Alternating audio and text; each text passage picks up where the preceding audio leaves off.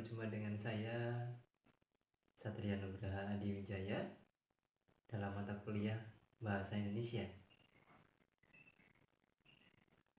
Bagi Anda yang saat ini sudah menempuh pendidikan di perguruan tinggi, saya sangat yakin bahwa Anda sudah pernah mendapatkan bahasa Indonesia jauh sebelum ketika Anda saat ini belajar. Anda sudah mendapatkan bahasa Indonesia dimulai mungkin dari TK, SD, SMP, bahkan sampai SMA yang rentang waktunya berbeda setiap jenjang pendidikannya. Bahkan mungkin Anda sudah memiliki bahasa Indonesia sebagai bahasa ibu yang kalian gunakan untuk pengantar berbicara sehari-hari.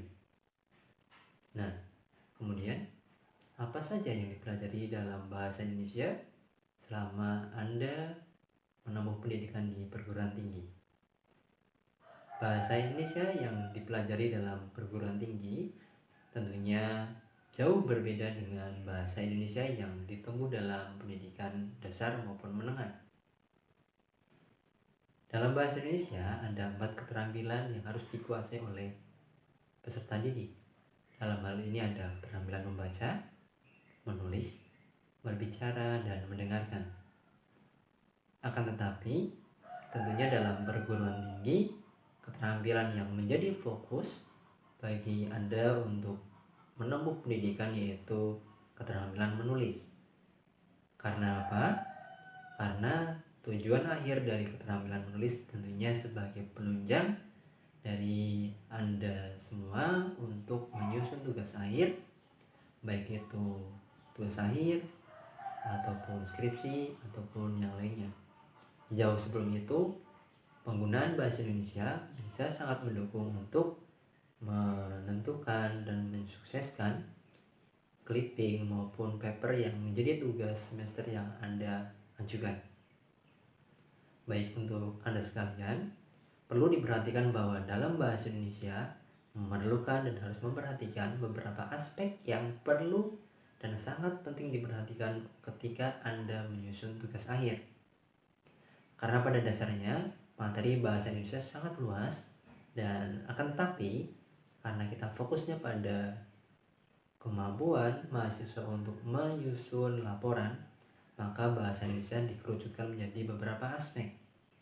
Di antaranya adalah diksi, kemudian tata kalimat, kemudian tata paragraf, kemudian poebi atau pedoman ejaan umum bahasa Indonesia, serta kelogisan dalam bernalar menyusun kalimat maupun paragraf. Tentunya dalam satuan bahasa Indonesia tidak hanya mulai dari kata, kemudian frasa, klausa, kalimat, paragraf, semuanya lebih dari itu. Terlebih lagi untuk Anda sekalian yang sudah dalam jenjang perguruan tinggi, satuan bahasa yang digunakan tidak hanya berupa kalimat pendek maupun kalimat minor. Lebih dari itu, Anda dituntut untuk membuat kalimat-kalimat yang relevan, yang panjang, sesuai dengan tema yang akan diangkat dalam tugas Anda. Dan tentunya kalimat antara kalimat anak peserta didik sekolah dan mahasiswa sangat berbeda. Mulai dari fungsi kalimatnya yang lebih kompleks, yang tidak hanya simpleks saja tentunya, semuanya memiliki pola kerangka yang berkesinambungan secara kohesif maupun koherensi. Itu menjadi syarat wajib dalam bahasa Indonesia yang harus dikuasai oleh mahasiswa. Beberapa materi yang sudah tadi saya sampaikan mulai dari diksi, kalimat efektif, poebi, dan keterpaduan paragraf serta kelogisan paragraf. Yang akan kita pelajari kali ini adalah tentang kalimat efektif. Karena pada dasarnya yang namanya paragraf itu dimulai dari kalimat efektif untuk menciptakan kelogisan paragraf dan bernalar yang sesuai dengan kaidah bahasa Indonesia. Nah, oleh karena itu, silakan kita simak kembali dan kalian perhatikan tentang kalimat efektif yang akan saya sampaikan. Apa itu kalimat efektif? Apa sih itu kalimat efektif? Nah, kalimat efektif adalah kalimat yang mudah dipahami oleh pendengar maupun pembaca bahasa Indonesia khususnya. Nah, dalam bahasa Indonesia kalimat efektif itu sangat penting agar pembaca maupun pendengar jelas dengan informasi yang diberikan. Nah, ada beberapa ciri-ciri kalimat tidak efektif. Ada 7 ciri-ciri kalimat tidak efektif. Ciri-ciri yang pertama adalah kalimat tersebut tidak memiliki subjek, predikat, ataupun keduanya. Kemudian ciri-ciri yang kedua adalah tidak koheren. Kemudian yang ketiga adalah tidak hemat. Yang keempat ambigu. Kemudian yang kelima tidak koheren. Dan terakhir gagasan tidak logis, tidak jelas apa yang mau disampaikan. Nah, pada kesempatan kali ini juga Kak Satria akan memberikan soal UTBK yang sering keluar saat SNMPTN.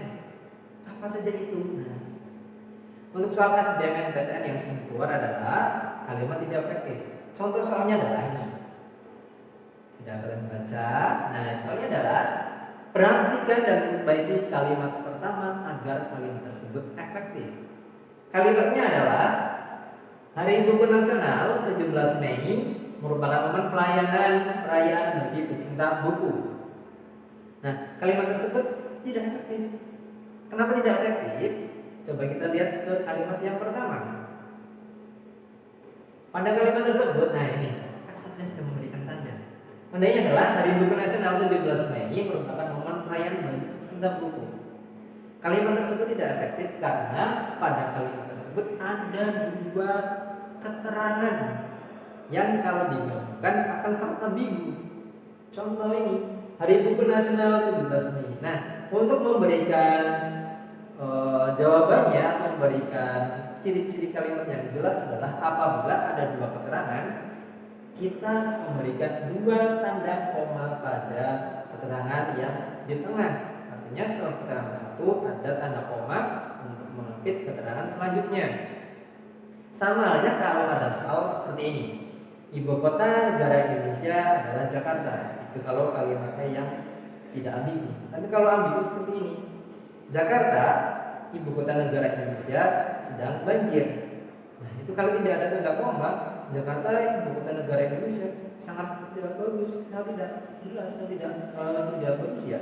Nah, oleh karena itu kita membutuhkan dua tanda koma. Sehingga jawabannya adalah yang B. Jawabannya. Nah, kalau yang B jelas. Hari Buku Nasional 17 Mei merupakan momen perayaan bagi pecinta buku.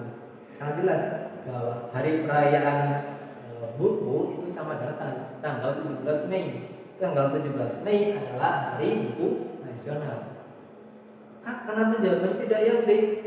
Oke, kenapa tidak jawabannya yang B? Karena yang pertama, Hari Buku Nasional bukan merupakan peristiwa sejarah. Itu hanya nama peristiwa. Ingat, huruf kapital hanya digunakan apabila itu adalah peristiwa sejarah, bukan untuk nama peristiwa. Ya, jelaskan dengan materi kita kali ini sudah dapat kalimat efektif, kita juga dapat tentang materi huruf kapital. Oke, sekian kelas dari Kak Satria.